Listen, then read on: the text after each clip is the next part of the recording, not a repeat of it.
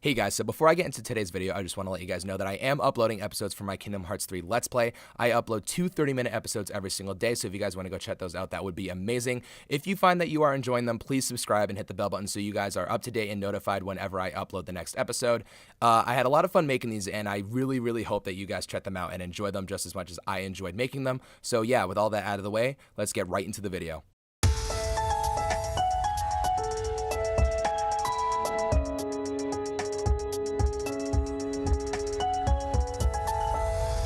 Hey guys, one more thing before I get started with today's video. I do just want to let you guys know that there are massive Kingdom Hearts 3 spoilers ahead. So if you guys do not want to get spoiled and you have not finished the game, please click off the video right now. But if you have finished the game and you guys are ready to tackle this with me, then yeah, without further ado, let's just jump right into it. What is going on, everybody, and welcome to the video. So today I figured I would sit down and I would go over some very important stuff when it comes to the secret reports found within Kingdom Hearts 3. In order to find these secret reports, what you need to do is you need to go to the battle gates that are found without the worlds in Kingdom Hearts 3, and you need to complete the tasks that they ask you to do. So basically, it's in almost every single one of them, you need to defeat like a wave of enemies or something like that. It's definitely not that difficult to do, and when you do get these secret reports, I promise you it is worth all of the struggle. Now, within these reports, there's a lot of different information that talks about a bunch of different things that have to do with the world of Kingdom Hearts. However, I'm going to go over a bunch of the ones that all connect. And what they all connect to is pointing to who the girl is that Lea and Isa are mentioning when it comes to a girl they used to talk to or a girl that they used to know. There are a bunch of different theories going around with a bunch of different names, so I figured that I would sit down, go over the reports, and give you some concrete evidence as to who it is and why. So basically, I'm going to go over all these reports in a specific order just because I need to discuss the things that are found within them in order to back up my evidence and support for the points that I'm going to be making with the future reports. So all of these are going to be explained in a way where we sort of build a base and then work our way up from there. Also, I'm going to be reading these reports and I'm going to be filling in the blanks. So basically, when they refer to a girl or, you know, the author of the report is known as unknown, I'm going to be filling in who this person is, I'm going to be filling in all the specifics, and I'm going to be explaining it in a reason, in a way, with evidence, of course, as to why the person fits in here and why this certain situation fits in this specific spot of the report. So needless to say, the reports that I will be reading to you guys for this video are going to be in my own words. If you guys want to look up the secret reports, feel free to do so you can read what they actually say, and just let me know if you think that I put the pieces together all right or not. So we are going to be starting off with Secret Report 11, which is narrated by Unknown, but it is being narrated by Luxu. In Secret Report 11, Luxu declares that he has seen the Keyblade War through, just as the Lost Page predicted. He then has to pass the Master of Masters Keyblade to another, one of the 5 Dandelion leaders. After that, he is instructed to keep observing. It is told that one of the leaders was not selected and one stole a spot. The person who had their spot stolen was a girl named Strelitzia. She was shown to have been murdered in the Kingdom Hearts Union Cross story shortly after she was introduced, which made fans know that she would maybe potentially be brought up in Kingdom Hearts 3, which she actually did because she is actually in an optional, potentially missable cutscene in the final world. There are suggestions that this is Master Ava, but I believe that Strelitzia fits the bill better due to future support. The report goes on to detail that the person that stole the spot of Strelitzia is the same one that is a virus in the program, being that of Data Daybreak Town, where the Union Cross universe takes place. In the latest update for Union Cross, Brain says, "I'm going to be the virus that rewrites the program that is this destiny." The report states that Brain is trying to allow the leaders to escape into another world line, which is apparently the same method of transportation that was used in order to get them to that version of Daybreak Town in the first place. However, it takes a master to perform such a task, implying that Ava was the one that transferred them there to start with. It was her role, of course, to make sure that the Keyblade wielders lived on past the war, so it's pretty easy to assume that Ava was the one that really did this in the first place. The report then hints that a lady of magic from the future, which is being Maleficent, because we've seen her in Union Cross before, so not only has she been shown in Union Cross before, but her cutscene helps imply that the Daybreak Town that they are in is indeed Data. Luxu writes that she knows more than he does, and she is aware of the methods of time travel that exist outside the method that Ava used in order to get the leaders and the other children of Daybreak Town to where they are now. Now, the method that they are suggesting may not actually be time travel, but it's more so just like a world line, world jump type of method. So of course, Maleficent's method is of course Xehanort's method, and by time traveling by using one's heart. Apparently this isn't known in their time, so what leaves this mysterious method that Ava used? What is it and how do they do it? So the reason why I wanted to introduce this report first is because it kind of gives us the basis of the fact that there is another means of world bouncing or world traveling, whatever, because I don't think it's technically time traveling, but more so skipping world lines and other things as defined by the secret reports is sort of what's going on here. So I needed to establish the fact that there is another method other than time traveling with your heart. There are other ways to reach different worlds. So now let's shift gears to Secret Report 1. Secret Report 1 is told by a mysterious girl that finds herself in a cell being experimented on. Researchers and scientists are trying to uncover her identity. All she can remember is her 4 friends as well as her Keyblade. She does not know her name or anything, so the scientists label her as Subject X, which implies that the girl comes from Union Cross, because X, Union X, you guys get it. After some time, a man visits her to take her away from the prison, and she says that the man was wearing an eye patch. This initially can be thought to be Xigbar. The girl, however, I've concluded is Skald from Union Cross. Again, just to reiterate, as mentioned in the report earlier, it is implied that there is another means of traveling from world to world. It is told that Brain attempted to come up with this means of doing so, and he apparently succeeded. Since Skald is one of the Dandelion leaders, this helps support that she is the girl. She woke up in Radiant Garden with barely any memories at all. This also could possibly explain how Laurium or Marluxia ended up where he did in the current timeline. So the only ones unaccounted for at this moment are Ephemera and Brain.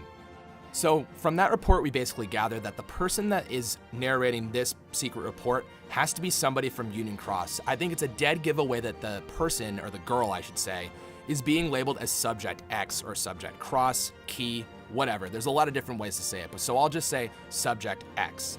Now, since we know that she is female, and we know that she woke up with none of her memories or anything, it's very, very similar to how Ventus sort of appeared at the beginning of Birth by Sleep when he was first introduced to Aqua and Terra. He was a boy who had no idea where he came from, he could barely speak, and he had no idea where he was. Since the case of Ventus and the case of this girl, who I'm thinking is Skald, are so similar, I have to assume that they sort of came about this world the same exact way. And plus, since Skald and Ventus are both from Union Cross and they are both Dandelion leaders, the fact that they have the same conditions from when they were discovered in the world of Kingdom Hearts, it's a little too convenient for me. Okay, so this is where things really start to come together. Secret Reports number 3 and number 4 are both told by Apprentice Xehanort, the version of him that awoke in Radiant Garden after Birth by Sleep, and the one that did the research with Ansem the Wise in his lab. It is actually implied that he is a part of the group that was studying Skald through these reports. Secret Report 3 tells us that the subject was found at the square after dawn. She is female and about 15 years old, which fits Skald's profile perfectly.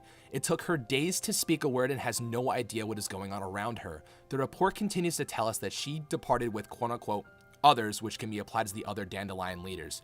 She does not remember their names. Apprentice Xehanort relates to her, and he feels the same way, not knowing who he is or where he came from. He is beginning to reclaim his memories and hopes to help Skald with the research. He ends the report with stating that she mutters, "May your heart be your guiding key." So Secret Report 3 tells us basically that the girl that they found is 15 years old, and of course she is female. Now that fits Skald's profile very well. We also get a little bit more detail as to how she is and what she's like, sort of from somebody else's perspective, sort of how we would see the person. It comes from Apprentice Xehanort's perspective, and he just says she doesn't know her name, she doesn't even know the names of her friends, she just remembers that she had 4 friends. Now the 4 friends, the 4 other Dandelion leaders, since there are 5, being Skald, Ephemera, Brain, Laurium, and Ventus. And the fact that she mutters, "May your heart be your guiding key," is heavily applied in the Kingdom Hearts universe, that this is a very, very, very ancient saying, and we heard all of it in back cover. We heard it multiple times. So this, if anything, just fuels the fact that this could potentially be Skald. So carrying it further, Secret Report 4 tells us that Skald still does not have her memories back after some time. Apprentice Xehanort seems to be more concerned from when she came from and not where she came from. He theorizes that she crossed through time, and picking at her origin is very compelling to him. He implies the research has been risky and cannot afford to lose Skald. Ansem the Wise tells him that he must put his research at rest. He must release Skald and his quote-unquote other subjects. It is told that Skald has gone missing, and as well as his other subjects. Did Ansem really hide her, or was it Xigbar or Luxio? Because the thing is, if you go back to what I was thinking and what I was saying, Skald was visited when in her cell by someone with an eye patch. That is 100% Xigbar, who we found out through the epilogue is actually Luxu. Although Apprentice Xehanort accuses Ansem the Wise of hiding her, it really seems like that it could have been Luxu instead because it never is specifically stated. Could Luxu have really been the one that took her away and not Ansem? Well, let's go a little bit further. So from here on out, I'm actually going to stray away from the secret reports and I'm going to point us to one specific cutscene that is super important that I feel like a lot of people missed and I feel like a lot of us misinterpreted. This is, of course, the Atonement cutscene from Twilight Town between Ansem Seeker of Darkness and Ansem the Wise.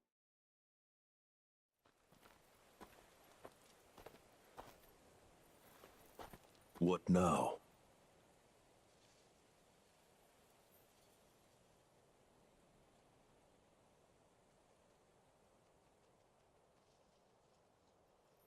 Please, I have created enough victims.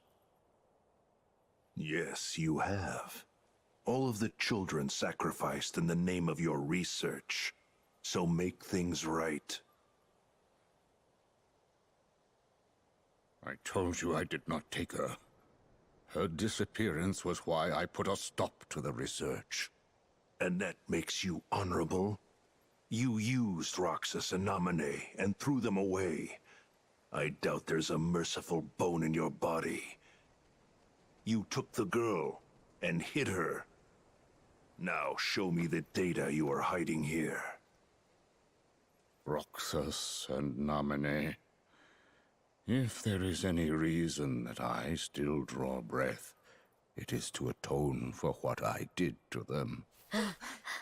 He said Roxas. Yeah. That man needs us. Right. Yeah.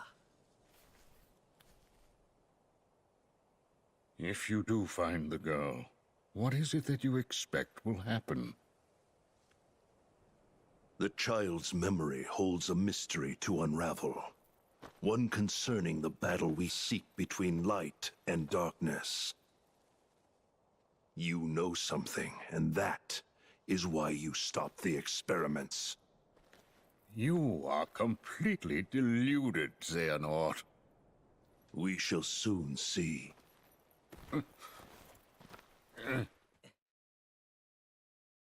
In the Twilight Town cutscene Atonement, Ansem Seeker of Darkness takes Ansem the Wise to the mansion and mentions that he has created enough victims. Ansem Seeker of Darkness mentions all of the children sacrificed in the name of his research and then implies that there is a girl. The children mentioned are not our heroes, of course being Sora and company, but all of the children experimented on, including Skuld, all of Apprentice Xehanort's test subjects. Ansem asks where the girl is, and Ansem the Wise says he did not take her and her disappearance, and that is why he stopped his research. Ansem Seeker of Darkness still pushes Ansem the Wise and says that he was responsible and he's the one that hit her. The game throws in the names on Roxas and Naminé to throw us off the trail that this could be Skuld before we start thinking too much. It is very evident that they were being experimented on at the same time that Skuld was, though. Ansem the Wise then keeps it going by responding to him and asking what he would do if he even found Skuld. Then Ansem Seeker of Darkness responds by saying, "The child's memory holds a mystery to unravel, one concerning the battle we seek between light and darkness. You know something, and that is why you stopped the experiments." So this all ties back together with the past reports, basically just by saying that there was something that Ansem discovered while he was doing the research. There is a reason why he wanted to stop the experiments, but before they could really let the girl go or do anything about it, Luxu got a hold of her and now nobody knows where she is. However, back in the day, young Apprentice Xehanort, he is not buying it and he does not believe that Ansem the Wise truly has no idea where this girl went. However, he does not know that behind the scenes it was Luxu. Now that I have all the evidence laid out in front of you guys, I'm going to tie it all together and explain to you basically why this is Skuld for sure. So this all ties together and it shows that this is undeniable that Skuld is the mysterious girl. She hails from the realm of Union Cross as a Dandelion leader. She, along with the others, used Brain's method of jumping world lines and they all woke up separated and lost their memories. The theory that this is Ava has to be disproven at this point, more so for the fact that in the epilogue, although she is missing and the other 4 others are coherent and remember everything, this sort of just disproves the fact because if they did use the same method of world jumping and all this stuff as this girl did, then it should basically erase their memories. So that has to disprove that, you know what I mean? Essentially what happened was Skald lived out her days being experimented on as Subject X. She was taken from her prison by Luxu/Xigbar to an unknown place. Although Ansem the Wise is suspected, it is fairly obvious that he is innocent and telling the truth while being interrogated by Ansem Seeker of Darkness in Twilight Town. In conclusion, Luxu took Skald. Skald is the girl. Skald is the same girl that Lee and Isa were talking about, and she is the one that they found when they were in the castle in Radiant Garden, and that is the one that they were talking about. The girl they are talking about is Skald. However, guys, thank you so much for watching the video. I really, really appreciate it. Like I said, the girl that these guys are talking about this entire time is Skald. The girl in the secret reports is Skald. It is not Ava, it is Skald. So please leave all of your thoughts and comments down below. Please let me know what you guys think about this. Let me know if you thought about something differently. Let me know if you guys think I left something out. If you want to leave that down below too, just to enlighten people, just, you know, go ahead and do that. And don't forget to like the video. Most importantly, subscribe to my channel for more Kingdom Hearts content. The best way to stay up to date with everything that I do and everything that I post is to, of course, hit the bell button after you subscribe. So thank you guys again so much for watching. And yeah, until the next video, I will catch you all later. Bye-bye.